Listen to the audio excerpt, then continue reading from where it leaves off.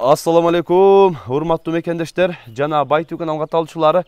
Бүгүн 26 июнь туугандар 2024 жыл.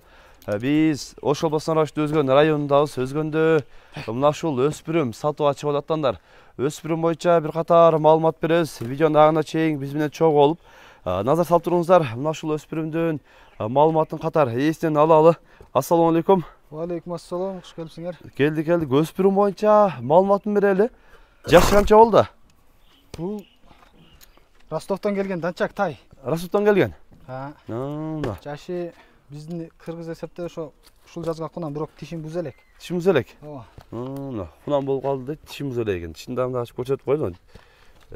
Жообуш экен, Тишин дагы мына. Жакшы эле. Кеңири ачтырып, негизинен жообушта экен. Буту колу таза.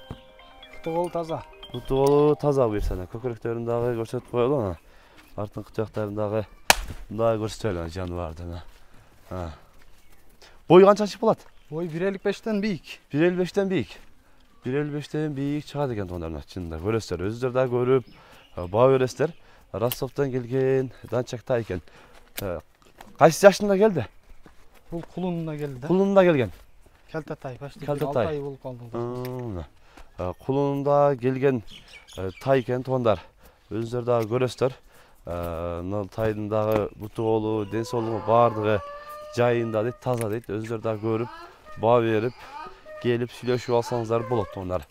Баасын канча коебуз? 150 миң. 150 миң.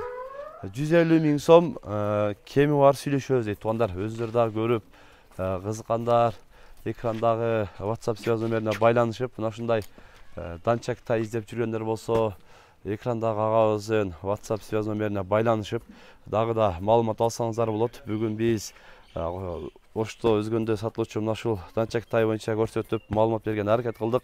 Сунуш пикирлер болсо, комментарий калтырыңыздар, каналга катыла кетиңиздер. Тынчтыкта, амандыкта болуңуздар.